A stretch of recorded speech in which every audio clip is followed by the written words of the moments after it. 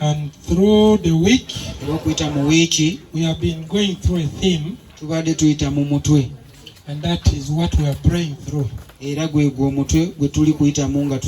Amen. We have been praying through. That is in 2 Chronicles. And that's where we shall be this morning. We'll spend some time there. Looking at the 4 things God requires of us.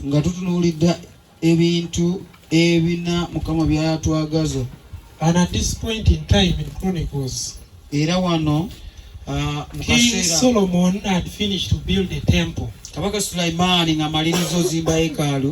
And is dedicated it to God. And after him praying, God replies him. And these are his words. And Chronicles, in the Hebrew Bible, it is the last book of the Old Testament.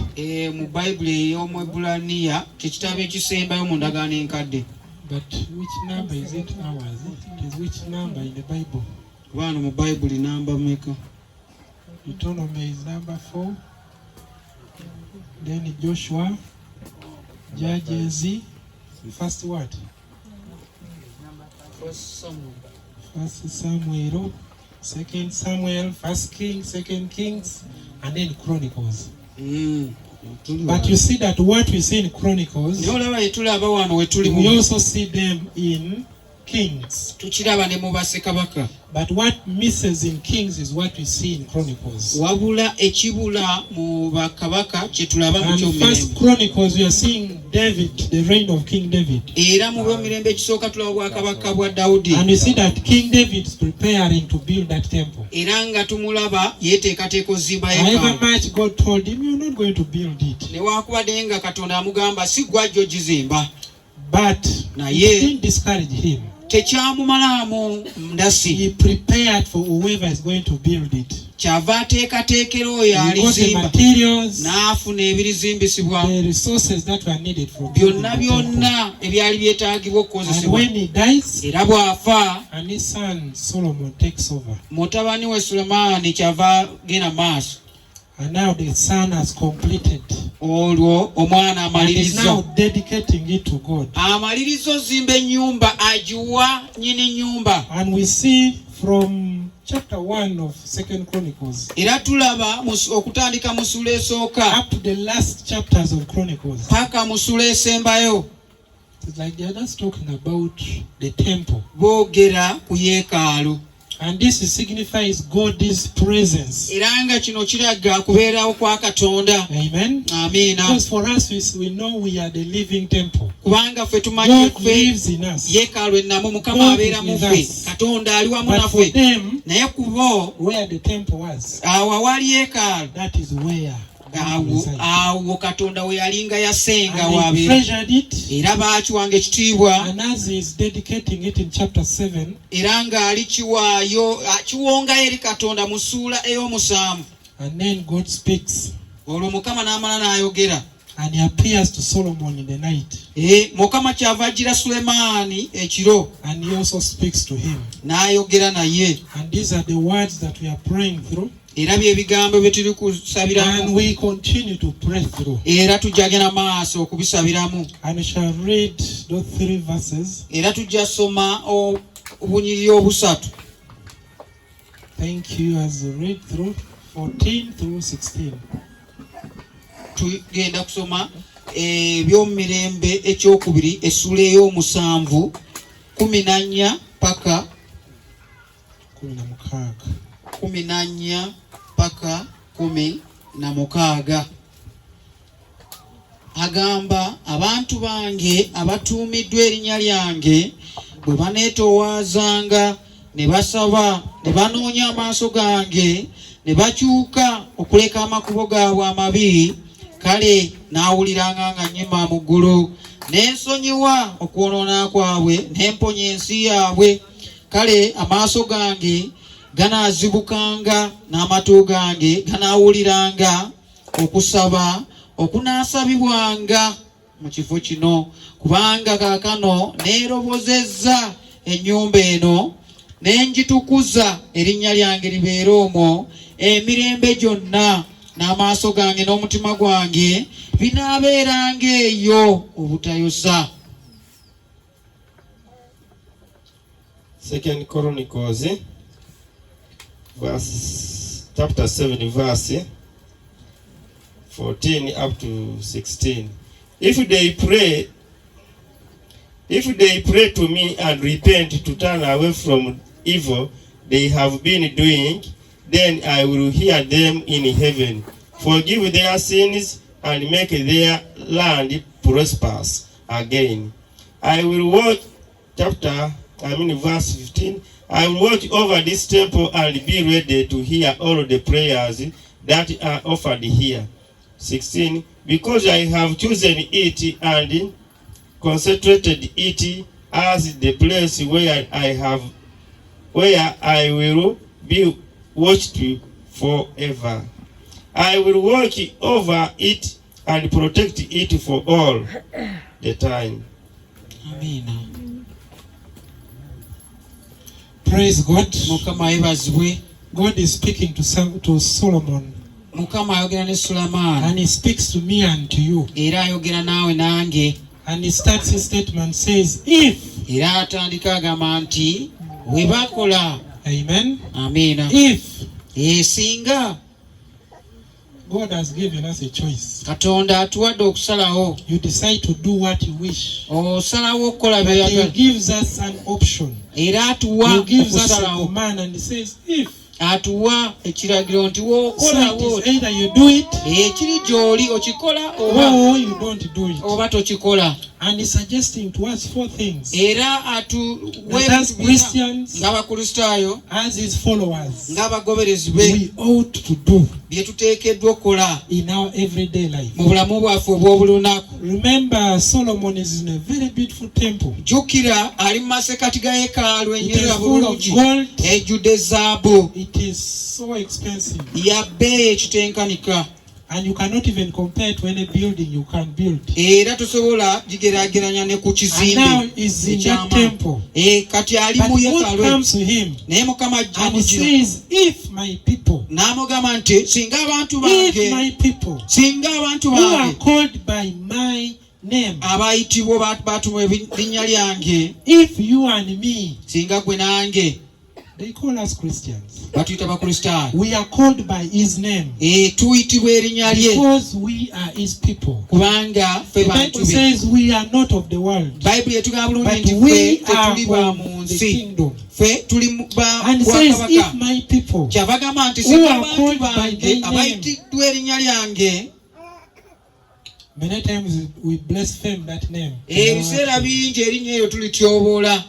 He loves us. Atwagala. He calls us his children. Atuyita baana be. We are his children. Tuli baana be. He loves us atwagala nnyo n'okusukkuluma. That he sent his only son. Nti yatusindikira omwana we omu yekka. That he died for us. N'atufiirira. Amen. Amiina. Because we are his people. Kubanga tuli bantu be. We are called by his name. Kubanga tuyitibwa erinnya lye.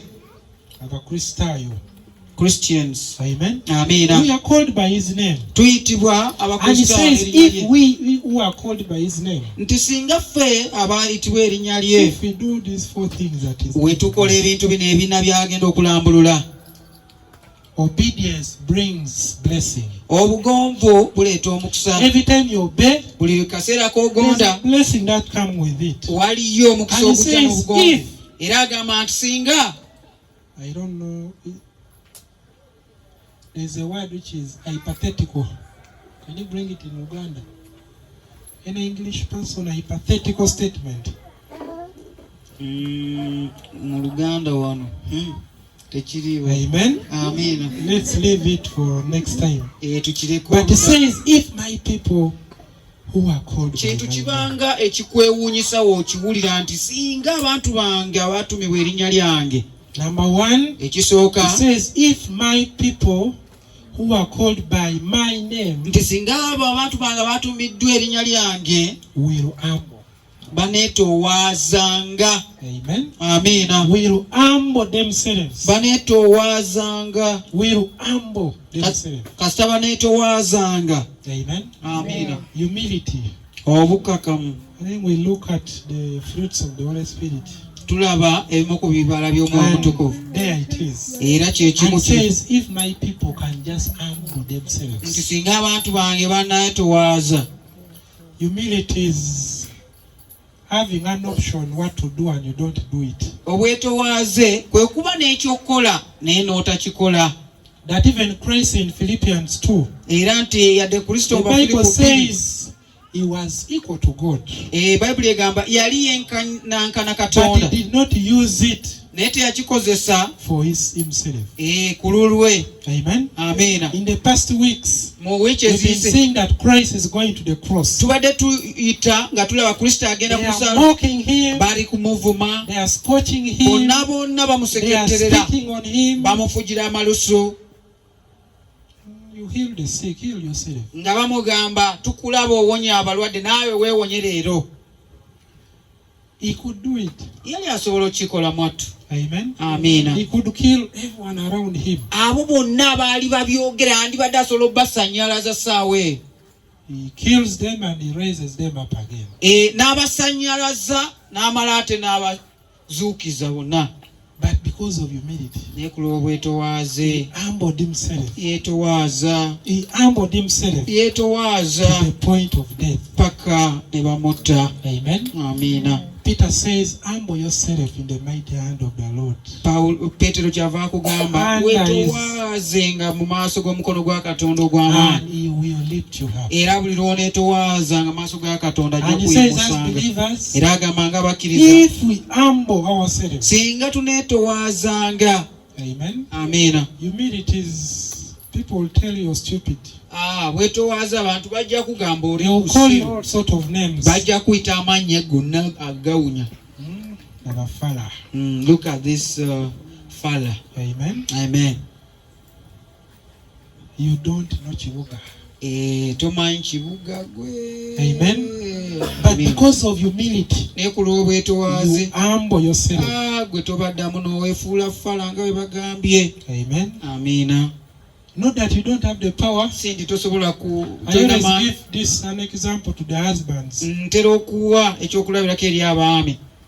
You're washing the plate, N'oyoza you're ebintu, cooking, sendero, n'ofumba, you're doing all those home work. yonna bakulaba, yefulukuta, yoza bintu That is biki. humility. Aba alina It does not take obwetowaaze. away you being the husband. Tekimugyaako kitiibwa kye eky'omwami. Amen. Amiina. It does not take away your power. Tekitwala maanyi go, We have the power. tugalina amaanyi. Amen. We Amiina. have the power to defend ourselves. Tulina amaanyi okuba nga tweyogerako, We have the power to do all this kind of things. tulina amaanyi okukola byonna ebikolebwa, But because of humility, naye ku lw'obwetowaaze you stand still. obeera awo And he n'oteeka amazzi says, g'omu if nsuwa. my people humble themselves. Kyava agamba nti singa abantu bange baneetowaazanga. Amen. Amiina. So we are called to a life of humility. Kaakati ffenna twayitibwa eri obulamu obw'obwetowaaze. Amen. Amiina. We are called to a life of humility. Buli omu oyitiddwa olw'okubanga And Christ is onookwetowaaza. being our example. Era Kristo yasookera ddala otuwa ekyokulabirako, That he didn't choose to live, to come in this world, nti teyalonda kujja mu nsi eno to the richest family, okujja ebifamire ezo engagga, but he came to the most poorest of all. yajjira mu eyo enjavu. It is humility. Bwetowaaze. He would choose to ride on donkeys every now and then, Yandironzeewo okutambulira ku ŋŋamiya, but he walked on feet. ku all his ebyo life. endogoyi, wabula yasalawo okutambuza He would ebigere. choose to have the best house in the area. Yandironzeewo ennyumba ennungi mu kitundu But the ekyo. Bible says he even didn't have his own house. Naye Bayibuli egamba teyalina yadde akasiisira ke, Not that he could not, si nti yali tasobola, but because of wabula humility. ku lw'obwetowaaze. He wanted to meet these people. Yagala okubasinkana. If it was from a rich family, Singa yali ava mu you have baga, bodyguards, alina abamukuuma, No one will see him.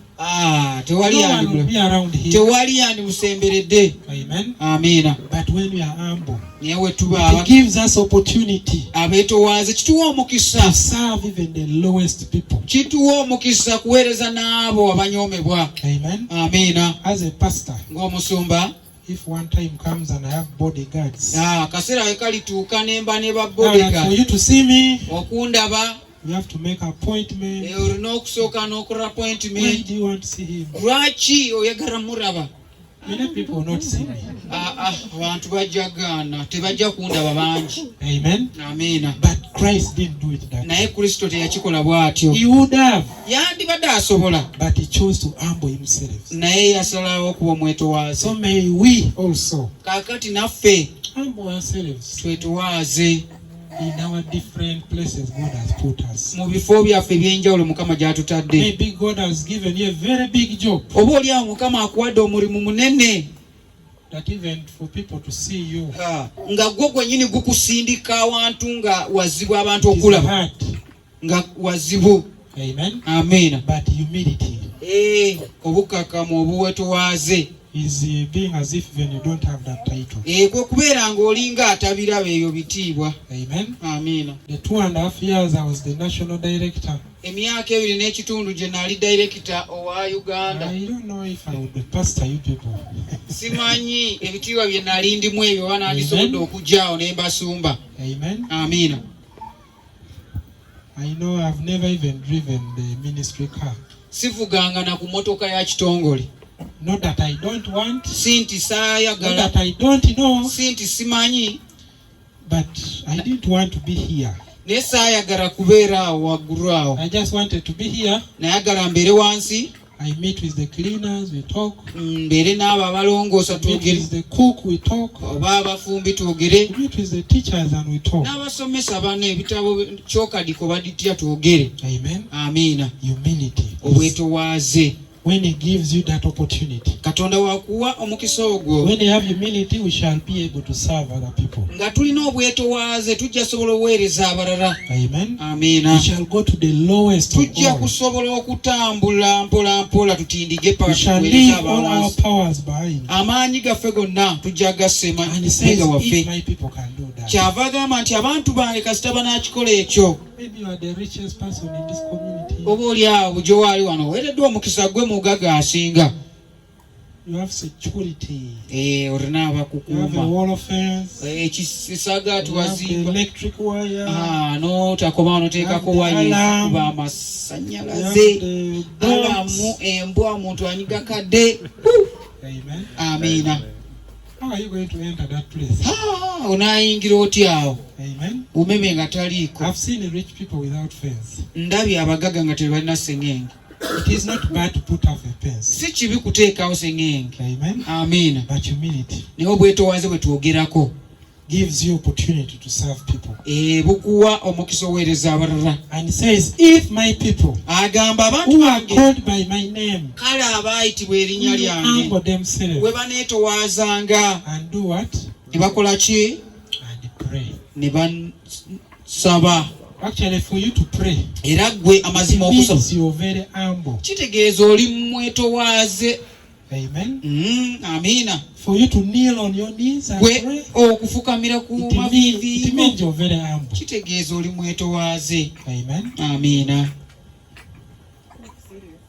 I had a sermon, I think last week, Waliwo lwe nawulira olusomesa about Joseph who went and begged ku Yosefu yagenda n'asaba. the body of Jesus Christ after he had died. N'asaba omubiri gwa Kristo ng'amaze okufa. It is very rare for rich people to beg. Tekisangika nnyo omugagga okusaba. Amen. Amiina. But this rich man went and begged. He was a big person. Yagenda yali munene nga bamumanyi yagenda n'asaba. Amen. Amiina. Humility. Obwetowaaze. And he says, humble yourselves. Kyava agamba Pray. weetowaaze osabe.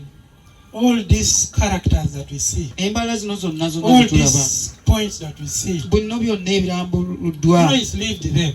Kristo yabibeeramu. Christ was very humble. Yali He mwetoowaza was a nnyo. very prayerful person. Yali omusajja asaba. That was the Son of God. Yali mwana wa But Katonda. every time he went to pray, Naye buli kaseera He agenda owns n'asaba. everything. Byonna bibye. but yet he prayed. Naye ate yabiireka n'asaba. Amen. Amiina. But some of us praying, Naye ffe abamu okusaba, we need to pray. bannaaye twetaaga okusaba. And says, if we just humble ourselves and pray, Agamba bwe baneetoowaza ne basaba busabi. prayer Okusaba. is like breathing. Okusaba gulinga omukka gwe tussa. Amen. Amiina. When you don't breathe, Obanga tossa, you die. ogenda kuzikira, ofe bakuziike. Amen. Amiina. Someone says, God's word is like taking in. Olaga nti ekigambo kya Katonda obanga bw'onassa, Then breathing out is like praying. buli lw'ofulumya omukka You need both. obanga asaba. Weetaaga byonna. If you keep taking in, Gwe ng'omutima gwo guyingiza tegufulumya, you will not survive as well. naawe ogenda kuba If you kubaziikibwa. keep taking out, Bw'osigala nga gwe ofulumya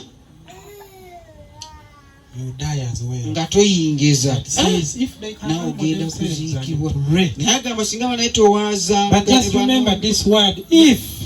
agamba singa, He's not forcing you. singa kitegeeza tebakukaka, He's giving you aba akuwa, like a secret. akuwa ekyama, If you do this, nti okola kino, you will get this. singa okola kino ojja funa kino. Amen. Amiina. And he said, pray. Agamba musabe, Let us pray. tusabe Like bannaaye. Paul says, pray without stopping. Pawulo kyava atugamba musabe nga temulekera, Every now and then. buli kaseera olutatadde. Pray. Saba. I don't know how I can say it, but pray. Simanyi ngeri yakyogeramu kukiggumiza, naye That time Jesus is saba. enjoying the company. Kaseera ng'anyumirwa abamwetoolodde The disciples. n'abagoberezi be, But because he wanted to talk it to his father. kubanga yagala okitwala eri kitaawe. The Bible says he always sneaked out. Bayibuli egamba yabebbangako, And he went just the whole night to pray. n'abebbako ne bamunonya nga tawulira, n'agenda n'asaba ekiro kyonna. He prayed a lot. Yasaba. He spent time praying. N'asaba. Yatwala akadde If you n'asaba. need a breakthrough in your life, Oba weetaaga okuwaguza, in your family, okuwangula mu famire yammwe, saba. I think the world has its standards of success. Ensi erina duties, engeri gyerambikamu obuwanguzi, but ours naye ffe is in God's word. And just pray. kya Katonda gwe genda osabe.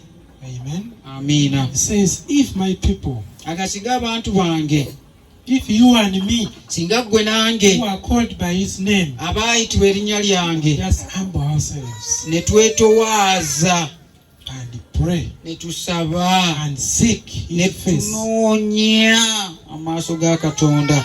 Amen. Amiina. Should seek his face. Tulina kunoonya maaso ga Number Katonda. one is humble, Ekisooka, humility. ekisooka Number two is prayer. Number okukakama, three is seeking his face. ekyokubiri kusaba, ekyokusatu kunoonya feesa ya Katonda. That is being in his word. Kwe kubeera mu kigambo kya Katonda. Continuously being in his word. As Olutatadde you're praying, nga bw'osaba, you're reading in his word. osaba n'osoma ekigambo, I n'osaba. believe when you do just one, you may not benefit from it. Nzikiriza okolako kimu ku by'osobola obutaganyulwamu. Some of us say you are prayerful, a prayer warrior. Wali abagamba ono musabi But if you mulwanyi. don't read the word, Tuzze wootasoma kigambo, your prayers are nothing. saala You temala. can shout from morning. Osobola okuleekaana Up kuva to ku evening. makya paka lweggulo. Amen. Amiina. But Jesus, Naye Yesu, even when he was going to feed the 5,000 people, ne we yagenda okuliisa abantu 5,000, even when he was raising the dead to life, ng'ayimusa abafu, because he had the word in him, kubanga yalina and ekigambo he mu was the ye, word himself, era nga ye mwene yali kigambo. he just spoke lines and yayogera obuniriri. So you have to seek his face. Olina okunoonya We have to amaiso seek ga Katonda. him in his word. Olina okumunoonyeza mu Because kigambo kye. he speaks in his word. Olw'okuba Katonda ayogera okubisa mu kigambo kye. Era ebisuubizo byonna byonna And when you go to God, era buli lw'ojja eri in Katonda prayer, okubita mu ssaala, through his promises, okubita mu bisuubizo bya Katonda, he will fulfill it. Katonda ayidde abituukiriza eri obulamu bwo. Amen. Amiina. If we pray in his word, kasita tusabira mu kigambo kya Katonda, he will answer those prayers. Katonda ayidde akwira mu ssaala edo. The truth you don't know will never set you free. Amazima g'otayidde kufuula wa ddembe. If you don't know this word, obanga toyidde kigambo you are not going to benefit from toyidde it. kukiganulwamu. Either might you pray for 2 years, waire ng'oyidde kujja maaso all your okusaba life, myaka ebiri but obulamu when bwona God's bwona. word is not in you, Ekigambo kya Katonda nga when kizira you mu don't iwe know God's nga word, tokiddi, it is nothing. makulu That's why muzira. as a child say, let's read. N'ensonga ki nga kanisa tukoba tusome. Let's read his word. Bana tusome ekigambo kya Katonda. Let's go through it Tubitte mu on Bayibuli a yona yona. daily Buli basis. lunaku. Amen. Amiina. And your prayer life is going to change. Era obulamu bwo bw'okusaba bwidda kukyuka. Everything about you is going Buli to change. kimu ekikugema ku kidda kukyuka. Amen. Amiina. We can only find his face in his word. Era nga feesi ya Katonda tusobola kujagaana wantu walala wonka mu kigambo kye. I've had very many people. Mpulira abantu bangi I went to heaven. abaajja mu igulu I saw Jesus. abaabonna Yesu Kristo. He told me, don't marry. Yankobera otakola ki? Don't marry. Otawasa. Amen. Amiina. But right now they are what? They are married. Ayi saawa dino tubabona kayiri balina mukenkede. Amen. Amiina. When Lazarus was resurrected from the dead, Lazaalo we yazuukizibwa okuva mu bafu, we don't hear those stories. tituwulira But I story went to heaven. nti najja mu igulu I saw God. n'abona Katonda. Amen. Amiina. I'm not objecting that people don't dream. Tiri kukiremesa nti abantu tibaloota. Amen. Amiina. But I think if we are not in his word, Aye waliyo ebintu nga tituli mu we are kigambo going to kya be lied even by the devil. bayidda kukulimba iwe. Amen. Amiina. If we are seeking him Obanga in his word, tuli kumunoonyeza mu kigambo we kye are looking for him. nga tuli kumunoonya. Even when those things come, you're going to say, Satan again. Omuntu ayidda mu maaso go oyidda kumana okwawula Because omukobe Paul iwe. says even the Iwe devil va mu maaso gange. manifests himself Kubanga as the angel of light. Bayibuli egamba nti ne Setaani yeeyoleka gye tulinga malayika ey'ekitangaala. Amen. Amiina. So maybe has come, says, I saw Jesus. Asobola okujja nalabye Yesu. Amen. Amiina. He toured me hell, N'anambuza geyeena. to heaven. Ne tuvaayo ne tugenda eri I mu saw my ggulu. judge is there. Ne jjajja wange mwali mu bali eyo bannaye ne mulaba. Amen. Even when Jesus went, he didn't tell us anything. Ne Yesu bwe yagendayo talina kye yatugamba. But every time we are seeking his face, Naye buli lwe tunoonya feesi ya Katonda, we are not going to be lied to every time. oyo wanajja We are going to know this truth. ojja mugamba va mu maaso gange, And ojja the manya truth is mazima. going to set us free. Era amazima gajja tufuula baddembe. It says, if we humble ourselves, Naye agamba kasa tunasooka I okwetowaaza believe all these characters that we are learning, ne tukkiriza embala zino The zonna three ze tuli that we are kuyiga, learning. zino essatu ze tuli kuyiga. if you don't humble ourselves, we will not do them. We tuteetowaaza tetujja bikola. If I don't humble myself, I will not pray. We seetowaaza sijja kusobola kusaba. If I don't humble myself, I We will not read this word. seetowaaza sijja kusobola kusoma kigambo kya Katonda. Amen. Amiina. And since we just have to Era humble agamba ourselves, tulina okwetowaaza ddala. we have a lot to do. Tulina ebyokukola We are so bingi. busy with our everyday work. Tulina emirimu nkokoto biki byonna bitutawaanya. But it's through humility Naye byonna kijja kuva mu that bwetowaaze. we do Titujja what we sobola are called to do. okukola Katonda kye yatuyitira okukola. And that's why we shall get blessings. Era awo we tunaakikola we tujja ofuna omukisa And omunene. says, if my people Naye agamba singa who are bange called by my name abatuumibwa erinnya lyange will humble themselves. we baneetowaazanga. Like he's pointing at the future. And Still, we have the opportunity to do it. Mu biseera by'omaaso tulina omukisa obikola. Amen. Amiina. You can start it now. Tusobola okitandika It kati. says, if they will humble themselves Agamba singa balyetowaaza and they pray will, ne basaba and they look for my ne face. banoonya amaaso gange. Amen. Amiina. And number last, Era ekisembayo says, agamba and turn away from their wicked ways. ne bakyuka okuleka amakubo gaabwe amabi. Amen. Amiina. Every time we are looking to this scripture, buli kiseera kye tubeera nga tunulamu kino ekiwandiikibwa, actually our primary focus is turning away from their sins. era Like we are looking at repentance. tutunuulira okukyuka nga tuva eri ebibyo oba okwenenya. But if we don't do the three things, Naye we tutakola bino ebisatu, we shall not do this fourth thing. ekyokuna kino tetujja kikola. Amen. Amiina.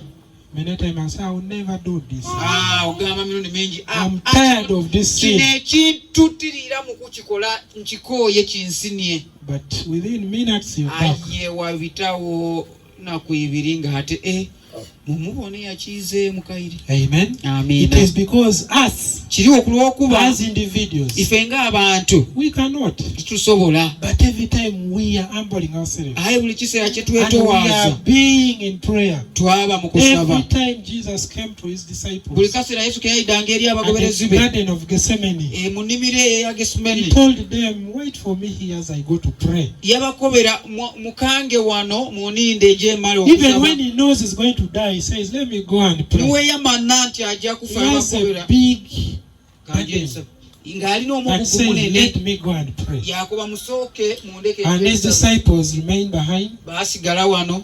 He comes back, Ayira says, you're sleeping. yabagaana bali kufuruuta. Pray Yabakobera muve mu kufuruuta imwe so that musabe. you're not tempted. Musabe muleme okukemebwa. Amen. Amiina. So every time we pray, So buli kaseera tutandika okusaba, the promise here, ebisuubizo biri wano. we will not be overcome by these temptations. Tebajja kuwangulwa n'ebikemo. The temptations will come, Ebikemo bijja but kujja. every time we're in prayer, Naye buli kaseera ke tubeera mu kusaba, it is going to help us overcome those temptations. kigenda tuyamba okuwangula ebyo ebikemo. Amen. Amiina. And number 2, he says to seek his face. Ekyokubiri jjukira twagende ku kunoonya feesi ya Katonda okuyita mu kigambo Every kye. time we are in his word, Buli kaseera ke tubeera mu kigambo kya Katonda. John 17:17 says, Yokaana 17:17 agamba, sanctify them by your truth. Taata batukuze n'amazima go, For your truth kubanga amazima go is what? John 17:17. What does it say? We have read it here so much. tugisomye nnyo. Amazima ga Katonda gali gatya? For your word is what? Is truth. Kubanga ekigambo kyo ge mazima. His word Ekigambo kya is Katonda the one which cleanses us. kye kitutukuza. Amen. Amiina. Maybe you have been this liar, Oba obadde omurimba, a gossiper, and lugambo even you know lugambo, yourself. nga weemanyi gwe kirasi monita w'aba lugambo. You cannot take away that gossip by yourself. Tosobola kukyejjako wekka. You cannot take away that fornication by yourself. Obwo obwenzi tosobola kubwejjako You cannot wekka. take away that lying, Okulimba okwo adulterous tosobola life, kubwejjamu gwe the wekka. theft by yourself. Obubbi obwo omuzoogo But tosobola. it is through his word Naye kiri kuyita mu kigambo that kye will cleanse you. nti ajja kutukuza. That I used to be like this, but now Ngoga nalinga bwenti naye it is not by your might, si lwa busobozi bwo, but it is by his word. wabula lw'ekigambo kye. Amen. Amen. So his word cleanses us. Ekigambo kye Every kitukuza. time we are in his word, Buli kaseera tubeera mu kigambo kye. Romans says it renews our minds. Abaruumi agamba kizza bujja endowooza zaffe. Amen. Amiina. It cleanses our minds. Kitukuza ne kinaaza endowooza And that is zaffe. what makes us turn away from our wickedness. Era ekyo kye kituyamba ne tukyuka ne tuva eri obukyamu obubi bwaffe. Amen. Amiina. If we don't be in his word, Bwe tutabeera mu kigambo if kye we don't pray, nga tetusaba, you remain in your sin. ojja kusigala mu bibi You will byo, never change. tojja kukyuka, You'll have a desire to change. ojja kuba n'okuyaaya n'okyuka. But because you're not in his word, naye olw'okuba nti toli mu kigambo kye, you are going to try. ojja kugezaako. Musumba is going to counsel you. Musumba ajja kubudaabuda. You're going to go to counselor Muwongi. Ojja kujja ne ku ofiisi Or eri go twogere, to inspirational speakers. omale nkulage vidiyo You olabe read those nice books. n'ekitabo gyebiri nkuwe. But it is God's word which cleanses us. Eyo byonna bwereere, ekigambo kya Katonda kye Amen. kijja otukola And obulungi. every time we are reading his word, Era buli lwe tusoma ekigambo kya it is Katonda going to help us to turn away kigenda from our tuyamba wicked ways. okukyuka okuva eri amakubo gaffe amabi. Amen. Amiina. And I thank God that it's very evident. Era nebaza Katonda nti birabibwako byonna. Amen. People just to say, come and try. Abantu bagamba jangu ogezeeko. When you try, it is real. Ogezaako ng'olaba bituufu, Amen. osigalirayo ddala. And it says, turn from their wicked ways. Agamba ne bakyuka ne bava eri amakubo gaabwe amabi. And I will hear from heaven. Era naawulira okuva mu ggulu. Amen. Amiina. Where is God? Katonda aliwa? He's in heaven. Katonda ekigambo ekyo okuva dda weekiri ggulu, kuva mu The ggulu. Bible says heaven is his throne Bayibuli egamba nti eggulu ye namulondo ye, and the earth era ensi is wano his footstool. wano waateeka okugulu kwe bw'ati. But one of his attributes is Era embala ezimu what? Everywhere. za Katonda ali buli wamu. Amen. Muwulire. But he says he's going to hear from where? Naye agamba agenda kuwulira okuva wa? From heaven.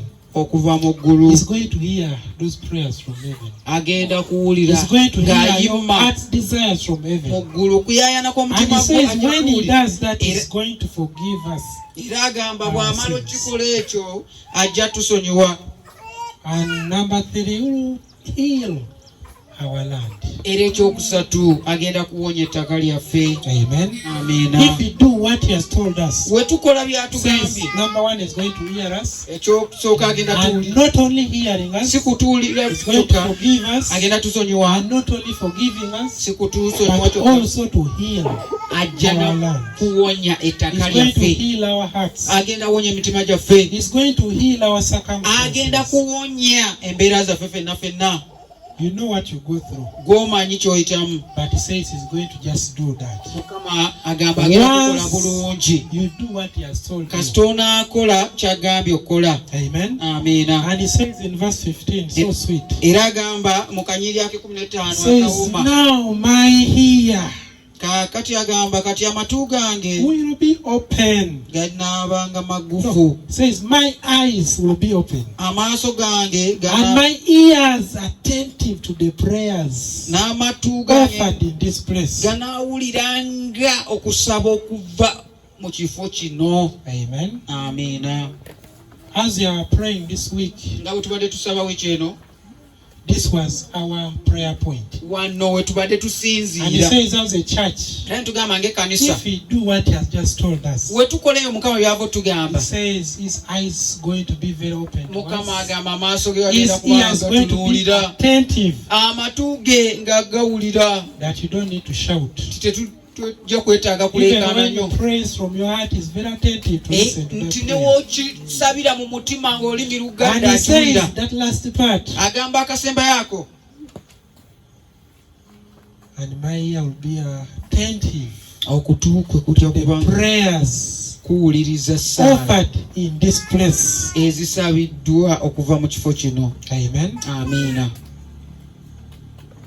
He brought us here for a reason. Mukama yatuteeka wano lwa nsonga. I don't know why, but he knows why. Simanyi lwaki, But he says Amanyi. his ears are very attentive to us agamba amatu ge when we gatuwuliriza nnyo pray buli lwe tusaba in this place. mu kifo kino. Amen. He Amiina. says his ears are very attentive. Agamba amatu ge, His eyes are very open. amaaso gatunula kimodi bulungi. Says I've chosen Ayakuba nti and I've nze concentrated this temple era ne roboziiza so that abantu my bano. name Olwo erinnya lyange may be there forever. libe mu kifo kino lubeerera. It is a promise. Kisuubizo. Every time we obey, buli lwe tugonda, says my name will be there for generations. Katonda akuba erinnya lye linda kubagana mirembe dda ife nedda abayizzukulu n'abalaba bayizzukulu. Kuba akuba yalonda ekifo kino era yakyawula so that my name olwo erinnya lye will be in this place forever. lisobola okutuula wano lubeerera. Amen. Amiina. If you obey him, kasita ogondera Katonda, this church will never die. eno kanisa terifa Even for generations n'emirembe until egiyita Christ comes. paka Kristo lwaliira. Amen. Amiina. And that is his promise. Ekyo kisuubizo kya But if you Katonda. disobey, Aye kasita if you munaajeemu don't follow his word, mwava ku kigambo kye, once a church, eyali kanisa maybe a disco hall, edda kuba kibanda kya a firimu, cinema, we bakubira omuziki, if he disobey. kasita mujeema. Amen. Amiina. But if you obey his Aye word, kasita mugondera and follow his ekigambo word, kya Katonda he mwakigoberera, says, my name Katonda will akuba nti be in this erinnya lye place lidda kuba mu kifo kino forever. lubeerera. Amen. Amiina. Because he has chosen Ku it, lw'okuba yakironda he has concentrated it. era yakyawula. Amen. Amiina. He has set it apart. yakyayeroboza. This church, eno kanisa, this body that God has brought in this place, omubiri guno Katonda gwaleese gano, it is for transformation. gulina okukyusibwa. It is supposed to cause transformation. Era gwamala okukyusibwa gwakyusa abandi. Era ku kyalo kino, In this district, mu disitulikiti y'e Buikwe, in this country, mu Uganda, and even in the world at large. ne mu nsi yona yona ebo n'ebiva Because wano. I say he has chosen us. Kuba akoba He yatulonda has set us apart era yatwawula for his name. ku lw'erinnya lye. Amen. Amiina. That his name Era nti erinnya lye will be here forever. lisobole He okubagana says, olubeerera. my eyes, Akuba nti amaiso ge my heart n'omutima gwe will be here. bidda kubagano nga tibivaawo. Amen. Amiina. And that is a promise that he makes for us this week. Ekyo kye kisuubizo Mukama kyatukoledde wiiki eno. That he has chosen Atulonze and concentrated. era n'atwawula. The whole of the other week, Wiiki eri eyaggwa as we are going for the weekend, nga twali tusemberedde amazuukira, praying, Nga which tusaba. word can we pray through? nga tusaba Mukama kigambo ekyo tulina okuyitiramu. And I waited, Ne nninda Mukama, I waited. ne nninda. Even Sunday came, I didn't have the word. Ne Sande nejja nga sirina kigambo. But just that morning, Naye amakya g'olwo olunaku lwennyini as I was praying, nga nali nsaba, and he gave me this word. n'ampa kino ekigambo. Amen. Amiina. And this word does not come void. Era ekigambo kya Katonda tekijja buzi mu trafiki. It has a purpose to fulfill. Kijja nga kirina omulimu okutuukiriza. It has a purpose to fulfill. Kirina omulimu gwe kirina omumaliriza. Amen. Amiina. And the other purpose is to glorify his name. Kirala kwe kugulumiza Every erinnya time lya we are Katonda. doing what he wants us to Buli do, lwe tukola Mukama kyayagala tukole, the glory is his. ekitiibwa kikye. Amen. Amiina. It is not ours. Si kyaffe. So as a church, Era ng'ekkanisa may we remain humble. tusigale beetowaaze. Even when he blesses you, Mukama ne waakuwa omukisa, remain. sigala mwetowaaze. Amen. Amiina. Even if you get 2 million, 5 million every month, Ne otandika ofuna Remain milioni 2, humble. milioni 6 zenjagala, sigala ng'oli mwetowaaze. amen. Amiina. And even when you know your bank account is full, Era ne womanya nti bank account yo nzijuvu, you know you have stocked food at home. emmere ewaka Your gyeri, children are in those expensive abaana schools. sikyafaayo bali mu masomero malungi. Pray. Saba tulekera. Amen. Amiina. Even when he has blessed you, Obanga akuwadde omukisa, pray saba and continue to seek him. era genda maaso okumunoonya. Amen. Amiina. Big temptation. Ebikemo When you ebinene have it all, obanga so olina byonna comfortable. byonna, okwata wano kyetaano, onoonyanga 10 tokalaba. Saba. Someone said, and we just make it so confiscated, like when we pray, Omuntu yagamba nti tukyonoona, tukifuula ekizibu. Buli lwe tusaba, we used to pray, you cry, you kneel. wasabanga But now I n'okakana have wansi. everything. Kati olina sente, buli kyoyagala weekiri. Just pocket your hand. Mikono oteeka mu nsawo. People are closing their Abantu eyes. babikka bazibirira. You be like that tax collector. Obeera ng'oli omusoloza w'essente. I'm not like him. Nga siri nga ye. Was he a Pharisee who said that? Yali So I'm not Mufalisa like that tax collector. ng'agamba siri ng'oyo omuwooza oyo nze. Amen. Amiina. Says even when you have, Agamba newakuwadde olina continue to be humble. sigala ng'oli mwetoowaze. Continue to pray. Genda maaso Continue okusaba. to seek His word. Genda maaso noonya ekigambo kye. Amen. Amiina. That's why I will say it for me. Yesu lwaki twagamba I nze cannot manage riches. nze sisobola bugagga. God, don't give me riches. Mukama tompa bugagga. Because if I have riches, Kubanga wemba n'obugagga I'm going to forget you. ngenda kwerabira speed. Amen. Amiina. And God, don't give me poverty. Era agamba Mukama otampa bwavu. Because I'll blaspheme your name by stealing. Kasita naaba omwavu ndida kuswaza erina lyo nga Just give me ninze what I need. mpa byenneetaaga. Give me food I eat. Mpa emmere ndye. My children at school. Abaana bange baye ku I isomero. have a shelter on my head. Nina amabaati ku nnumba. Amen. Amiina. But He has blessed you. Ayi Katonda akuwaire omukisa. Continue to be humble. Sigala ng'oli mwetoowaze. Continue to pray. Otava mu kusaba. Continue to seek Him through His word. Otava mu kunoonya Katonda. Because the things of the world fade away. Kulw'okuba bino eby'omu nsi biwaawo. Amen. Musana I can kubitwala. own the whole of bujowali. Bujowali yonayo nesobola okuba yange. But after 100 years, so even less, Myaka 10 nga it will dibiseewo. be in the hands of someone else. Baiddaku Not bibatwalako. even my children, Abaana bange not nga even my bavaawo. relative. N'abantu bange nga baziramu. That's why Jesus says, store your riches in heaven. Kyavaako banti Where mwe no rats are mubireeno. there, Mwegulu no wazira. thieves are there, Wazira bayibi no wazira. rust is there. Wazira kutalayiga. It is safe Biri that bulungi. when you die, Nti bw'olifa. He will tell you, Aida kukukoba. well done, Aida kukukoba weebale mwana wange. Omuweereza omulungi weebale. well done. Weebale ino okukola So omulimu. may we not be taken Tuleme kutwalibwa by what perishes. ni bino ebivunda. Amen. Amiina. But may we be cultivated Aye tubenga tusimbibwa by these characters. mu mbala dino de tuva okwogerako. Amen. Amiina.